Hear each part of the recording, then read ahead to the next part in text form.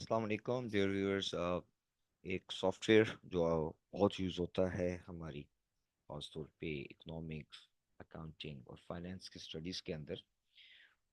जब हम एनालिसिस करते हैं, एक डिफरेंट इकोनोमेट्रिक टेक्निक्स को अप्लाई करते हैं, तो हम लोग ये जो सॉफ्टवेयर है ई व्यूज़ के नाम से, यानी कि इकोनोमेट्रिक व्यूज़ के नाम से, जिसको बड़ा पॉपुलर ई व्यूज़ कहते हैं, अब वो मार्केट में अवेलेबल है, हम उसको यूज़ करते हैं। ईव्यूज के इस वक्त जो लेटेस्ट एडिशंस अवेलेबल हैं, मैं जो आपके सामने ये सॉफ्टवेयर डिस्कस कर रहा हूँ, ये ईव्यूज 10 है। और तकरीबन हर सॉफ्टवेयर के अंदर सेम ऑप्शंस, ये डायलॉग बॉक्स आता है जिसके अंदर हमारे पास डिफरेंट किस्म की इंफॉर्मेशंस हैं जिनको हम वन बाय वन देखते हैं और किस तरीके से ये काम करती हैं।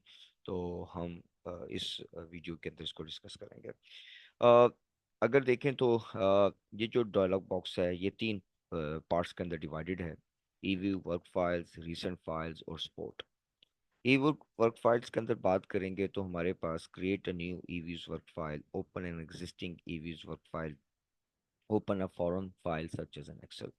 यानी कि अगर आपके पास नई फाइल आप क्रिएट करना चाहते हैं, जैसे नॉर्मली आप कोई डॉक्यूमेंट वर्ड में या एक्सेल में या पावर पॉइंट में करते हैं तो क्रिएट करते हैं। सेकेंडली, अगर उसको कोई एग्जिस्टिंग फाइल को ओपन करना हो तो फिर ओपन की आप यहाँ पे ऑप्शन यूज करते हैं। ये तीसरी यहाँ पर ये है कि ईव्यूज एक जिस इसकी अपनी एक वर्क फाइल है, इसकी अपनी एक्सटेंशन है, वो हम यूज़ करते होते हैं। लेकिन अगर हमारे पास कोई ऐसा डाटा है जो एक्सेल शीट के अंदर है, हम उसको इंपोर्ट करना चाहें, तो ये भी ऑप्शन ईव्यूज के अंदर अवेलेबल है। और भी डिफरेंट किस्म की यानी कि डाटा फाइल्स भी हम ईव्यूज के अंदर एक्सपोर्ट कर सकते हैं। सेकेंडली, यहाँ पे रीसेंट फाइल्स हैं की ऑप्शन अवेलेबल है, बॉक्स अवेलेबल है। ईव्यूज रीसेंट फाइल्स में जब हम बात करते हैं तो यहाँ पर अगर आप देखेंगे, जो जो फाइल्स मैंने रिसेंटली ओपन की है, वो फाइल्स के नेम यहाँ पर हैं।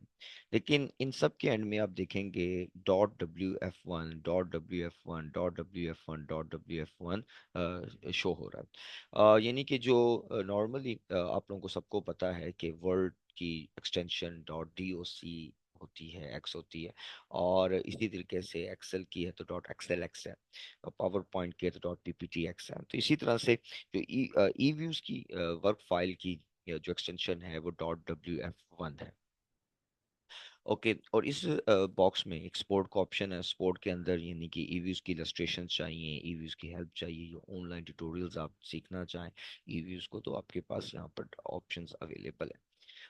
अभी एट द मोमेंट मैं create a new work file की ऑप्शंस के ऊपर क्लिक करके ईव्यूज को आगे स्टेप करता हूँ, वन स्टेप अहेड जाता हूँ। यहाँ पर अगर आप देखेंगे तो वर्क फाइल क्रिएट का ऑप्शन आ रहा है। वर्क फाइल क्रिएट क्या है? अगर आप इसको देखें तो ये भी कुछ सेक्शंस में डिवाइडेड है। वर्क फाइल स्ट्रक्चर टाइप है, कि आपके पास जो डाटा है वो किस वर्क फाइल में है। अगर आपके पास हमने जैसे हम बात करते होते हैं कि डाटा की हमारे पास तीन किस्म की टाइप्स आती हैं: टाइम सीरीज डाटा है, क्रॉस सेक्शनल डाटा है और पैनल डाटा है। जो अनस्ट्रक्चर और अनडेटेड डाटा है, ये बेसिकली जब हमारे पास डाटा क्रॉस सेक्शनल डाटा हो तो हम अनस्ट्रक्चर या अनडेटेड की ऑप्शन को सिलेक्ट करते हैं। तो यहाँ पे सिंपल हमें फिर नंबर ऑफ ऑब्जर्वेशंस बतानी पड़ती हैं कि 10 ऑब्जर्वेशन है, 20 ऑब्जर्वेशन है, 50 ऑब्जर्वेशन है।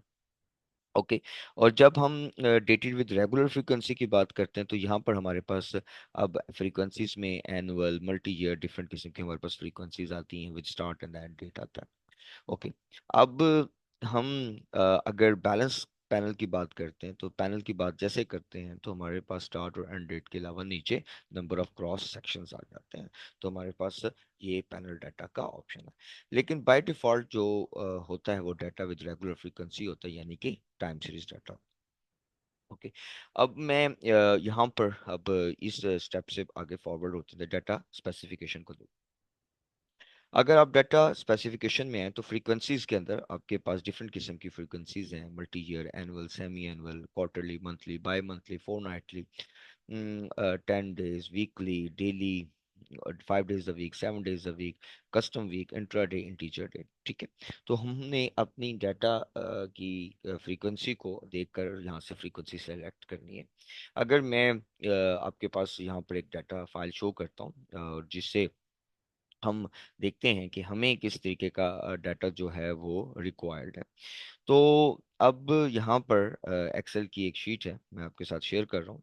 अगर इस एक्सेल की शीट के अंदर अगर हम फाइल को देखते हैं, तो यहाँ पर हमारे पास जो सिंपल रिग्रेशन में एक डाटा है वो बेसिकली मंथ वाइज डाटा है, और सेल्स और एडवर्टीजमेंट उसके दो डिपेंडेंट और इंडिपेंडेंट वेरिएबल्स हैं। तो हमारे पास जो डाटा है वो मंथली डाटा है। तो मैं इसी इंफॉर्मेशन को लेकर ईव्यूज को यहाँ पर क्या कहते हैं आपके सामने इसके ऊपर शो करता हूँ। तो अब ईव्यूज के अंदर जब हम इसको देखेंगे तो हमारे पास अब ये डाटा क्या है, एनुअल नहीं है, हमारे पास ये मंथली डाटा है। और मंथली डाटा को किस तरीके से यहाँ पर लिखा जाएगा, सपोज ये हमारे पास जो सेल्स हैं ये और एडवर्टीजमेंट का जो डाटा है ये दिसंबर से है, तो 2023 का है। तो मैं लिखता हूँ 2023 और M01 से मुराद मंथ वन, जैसे जनवरी फर्स्ट मंथ है, फरवरी सेकंड मंथ होता है, मार्च थर्ड मंथ होता है, जून हमारा सिक्स मंथ होता है, अक्टूबर जो हमारा है वो 10वां महीना होता है, और जो हमारा दिसंबर वो 12वां महीना होता है। तो इसलिए हमने इसको M01 लिखा। इसी तरीके से एंड डेट 2023 और M12, ठीक है, क्योंकि हमारे पास यहाँ पे जनवरी से लेकर दिसंबर तक का डाटा। अच्छा जी, अब वर्क फाइल है, ये बेसिकली ऑप्शनल है, लेकिन हम इसको अपने पास सेव करने के लिए लिखते हैं कि मसलन कि मैं अगर ये डाटा जो है वो मेरा टाइम सीरीज डाटा है, तो सपोज मैं इसका नाम इसका लिख देता हूँ कि that is our time series, ठीक है, या कोई भी आप इसको नाम दे सकते हैं कि दैट इज माय रिग्रेशन है, तो आप इसको रिग्रेशन का नाम दे सकते हैं। ओके। पेज पेज की जो ऑप्शन है, बिल्कुल जैसे एक्सेल में शीट होती है, sheet one, sheet two, sheet three, इस तरीके से ये पेज की ऑप्शन है।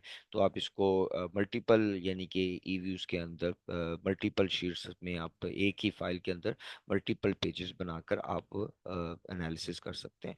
तो यहाँ पर मैं इसको दे देता हूँ 01 का नाम, ठीक है, ओके, और जैसे मैं ओके करता हूँ। अच्छा जी, अब जैसे मैंने ओके किया, तो अगर आप यहाँ पर देखेंगे कि आपके पास वो जो मैंने 01 रखा वो 01 आ गया, रिग्रेशन वर्क फाइल जिसका नाम मैंने रिग्रेशन रखा था वो है, और जहाँ पर ये फाइल सेव है, ओके, तो वो वहाँ पर ये फाइल का नाम, ठीक है ना, वो मुझे पाथ यहाँ पर वो उसका वो डिस्क्राइब कर रहा है। और ये जो मेरे पास आपके पास यहाँ पर एक वाइट स्पेस नज़र आ रही है, तो बेसिकली यहाँ पर हमारे पास डिफरेंट किस्म की ऑब्जेक्ट्स अवेलेबल्स हैं। ओके, और ये कमांड है, अगर हमने मैनुअली कोई कमांड देनी हो तो हम यहाँ पर कमांड लिखते हैं। ओके, ये हमारी जो जैसे हम एडवांस वर्जन्स यूज़ करते हैं जहाँ पे हमें कमांड बेस्ड एनालिसिस यूज़ करना पड़े, तो दैट्स पार्ट हम यहाँ पे अपने कमांड लिखकर अपना एनालिसिस वगैरह कर सकते हैं। अब यहाँ पर ऑलरेडी दो ऑब्जेक्ट्स अवेलेबल हैं, एक ऑब्जेक्ट जो है वो सी के नाम से है, ओके, और दूसरा ऑब्जेक्ट जो है वो रेजिट के नाम से है। लेकिन अगर इनके आइकॉन्स को अगर आप देखेंगे तो सी के साथ ये क्या है, बीटा लिखा हुआ है, और रेजिट के साथ हमारे पास एक ट्रेंड नुमा यानी कि ट्रेंड शेप हमारा आइकॉन है। ठीक है, तो अगर मैं सी पे क्लिक करूं तो ये basically row one row two, यानी कि यहाँ पर ये जितने भी हम इंटरसेप्ट या स्लोप मेजर्स करते हैं तो वो वैल्यूज जो होती हैं एस्टिमेट होकर यहाँ पे हमें शो ऑफ होती हैं। अगर हम देखें यहाँ पर, तो यहाँ पर हमारे पास 750 कोफिशिएंट्स को मेजर करने का ऑप्शन यहाँ पे मौजूद है। अच्छा जी, यहाँ पे अगर आप रेजिड आ जाएं, तो रेजिड बेसिकली रेजिडुअल, जिसे एरर टर्म या डिस्टर्बेंस टर्म कहते हैं। तो हमारे यहाँ जिस तरीके से 12 ऑब्जर्वेशन हैं, तो यकीनन हमारे पास एरर टर्म्स भी कितनी होंगी, 12 ही होंगी। अगर आप देखें, रेंज बता रहा है कि 2023 से मंथ 01, 2023 से मंथ 12 है, तो हमारे पास कितनी ऑब्जर्वेशन है, 12 ऑब्जर्वेशन है।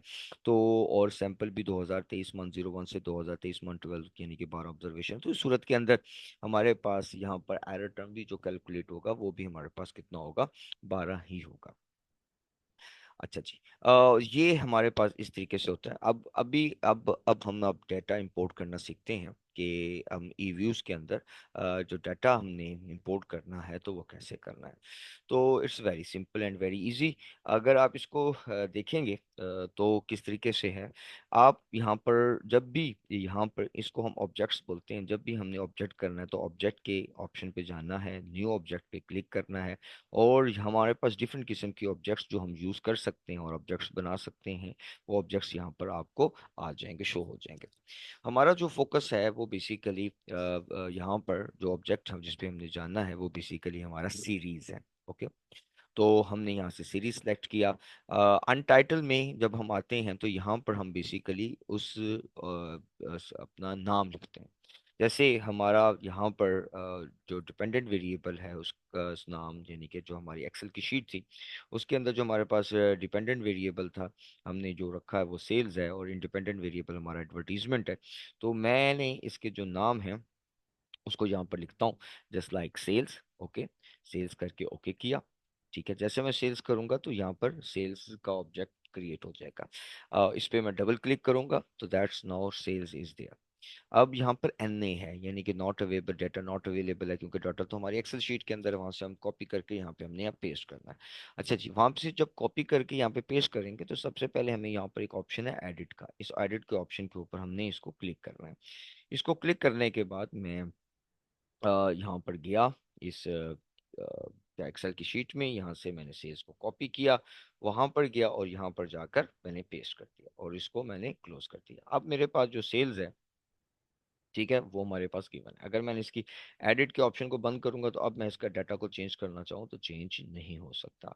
ओके, अब इसी तरीके से दूसरा जो मेरा वेरिएबल है जिसका नाम है एडवर्टीजमेंट, ठीक है, और मैंने यहाँ से एडवर्टीजमेंट को कॉपी किया और अब यहाँ पर मैं आया ईव्यूज के अंदर, और यहाँ पर मैंने फिर ऑब्जेक्ट क्रिएट किया, न्यू ऑब्जेक्ट में गया, सीरीज सेलेक्ट किया, और अनटाइटल में अब मैंने यहाँ पे लिखना है ADV। अब हम अगर एडवर्टीजमेंट बहुत बड़ा लिखना चाहें तो वो भी लिख सकते हैं, लेकिन नॉर्मली जो हम यहाँ पर नेम रखते हैं इन वेरिएबल्स के, तो वो 3 to 4 या 5 कैरेक्टर्स तक रखते हैं।